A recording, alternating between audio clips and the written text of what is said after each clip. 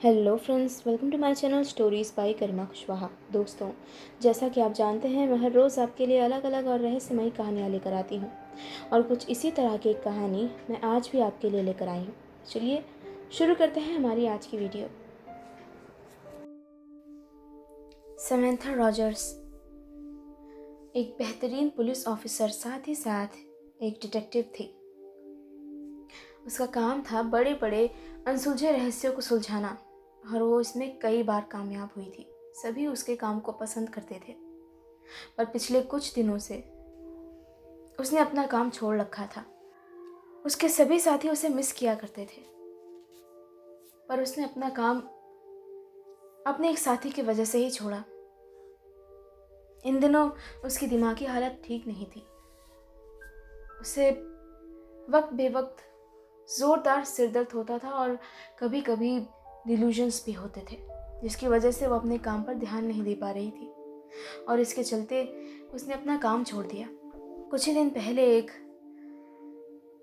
गिरोह से मुठभेड़ करते समय उसके एक अजीज़ दोस्त की मौत हो गई और उसकी वजह से वो कई दिनों तक परेशान रही और अब तक अपने काम पर ध्यान नहीं लगा पा रही थी।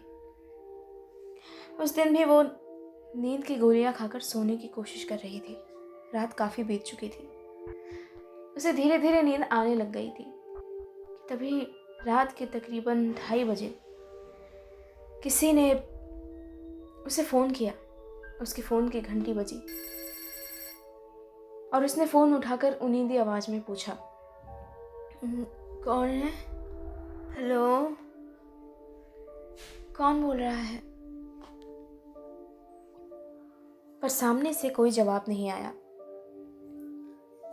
सिर्फ एक अजीब सी खड़खड़ाहट की आवाज़ सुनाई पड़ी, मानो जैसे पुराने समय में रेडियो स्टेशंस पर फ्रीक्वेंसी चेंज करने पर आवाज़ आती थी, वैसे ही।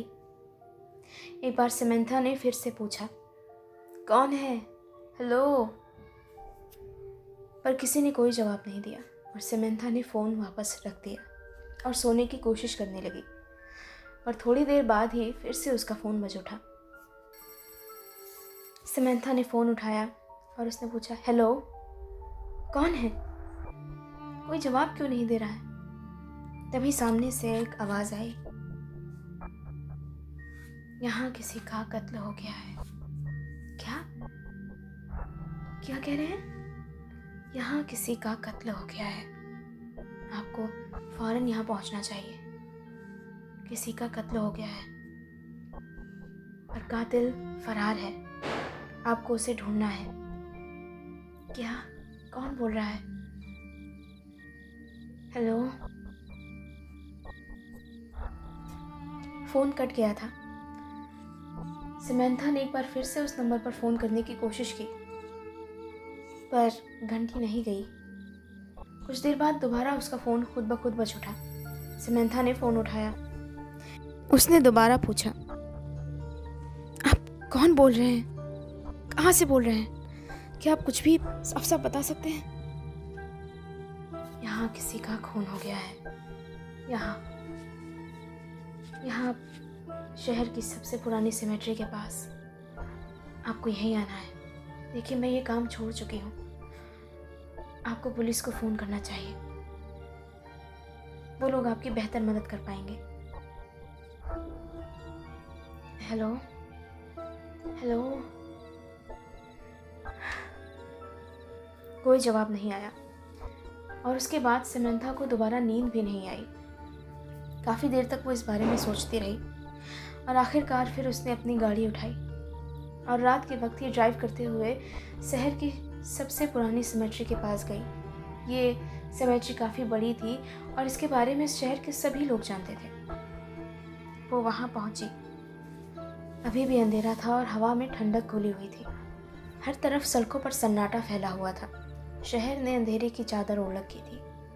कहीं भी कोई भी नज़र नहीं आ रहा था और सिमेट्री के आसपास का इलाका अपने आप में बहुत खाली और सुनसान था। यहाँ आसपास कोई घर भी नहीं था। ये सिमेट्री यहाँ बहुत पुराने वक्त से थी, तकरीबन 1 सदी पुरानी। यहाँ पर कई सालों से लोग अपने मृत परिजनों को दफनाया कर रहे थे। समंथा वहाँ पहुँची, उसे कुछ भी नज़र नहीं आया। उसे ठंड लग रही थी। उसने अपना ओवरकोट अपने चारों तरफ लपेट लिया।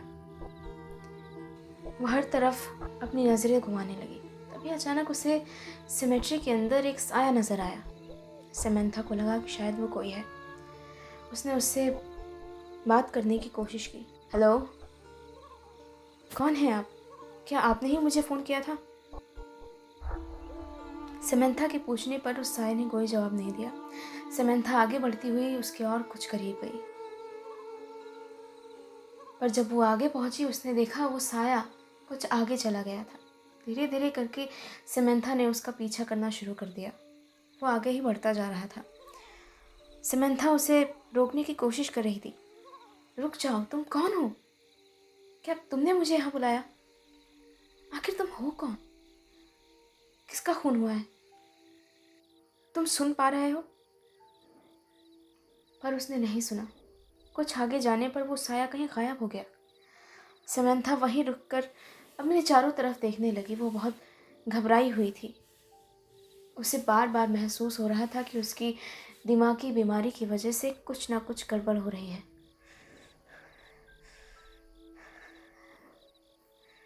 मुझे वापस जाना चाहिए, कुछ ठीक नहीं लग रहा।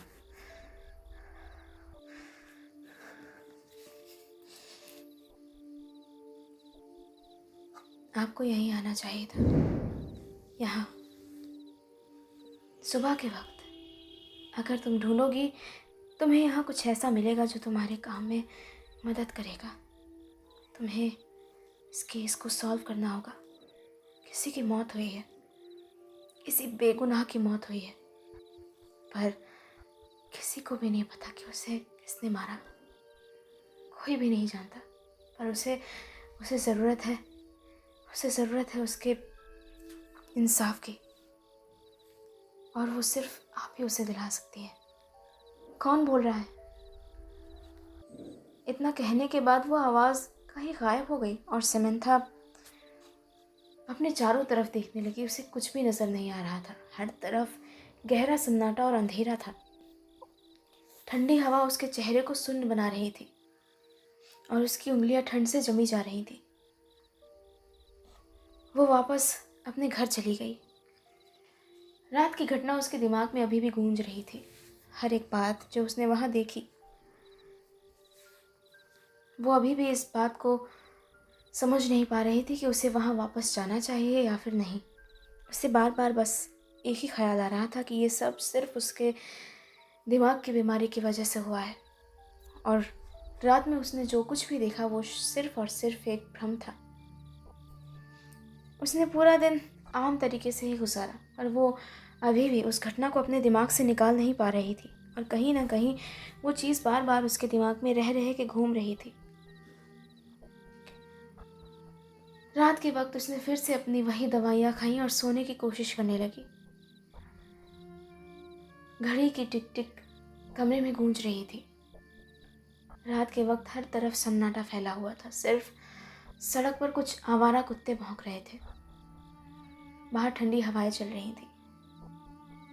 ये क्रिसमस का वक्त था, बस 1 महीना, और उसके बाद क्रिसमस आ जाने वाला था। जल्दी ही बर्फ़ पड़नी शुरू हो जाएगी, इसलिए मौसम बहुत ठंडा था। समंथा सोने की कोशिश कर ही रही थी, तभी अचानक एक बार फिर से उसके फ़ोन की घंटी बज उठी। उसने फ़ोन उठाया। इस बार वो थोड़ी घबराई हुई थी। हेलो हेलो, आपको ऐसा नहीं करना चाहिए था। कौन हो तुम? आपको उसकी मदद करनी चाहिए, क्योंकि सिर्फ आप कर सकते हैं। पर मैं ये काम छोड़ चुकी हूँ। मैं अपने काम पर ठीक से फोकस नहीं कर सकती।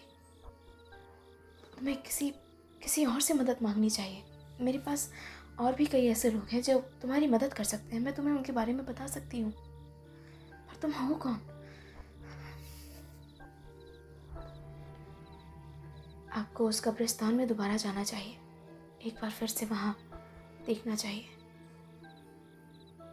एक ऐसी कब्र है जो वहाँ सिर्फ 2 महीने पहले आई है। सिर्फ 2 महीने पहले। उसे ढूंढिए और उसके बारे में जानकारी निकालिए। उसकी मौत कैसे हुई, किन हालातों में हुई और किसने उसे मारा, हर एक बात ढूंढ निकालिए। पर मैं आपको मेरी मदद करनी होगी, क्योंकि आप नहीं करेंगे तो कोई और नहीं करेगा। आपकी मदद के बदले मैं भी आपकी मदद करूँगा, एक ऐसी मदद जो शायद कोई और नहीं कर सकता। मैं जानता हूँ कि आपको क्या तकलीफ है। मैं जानता हूँ कि आपको पैसों की कोई कमी नहीं है,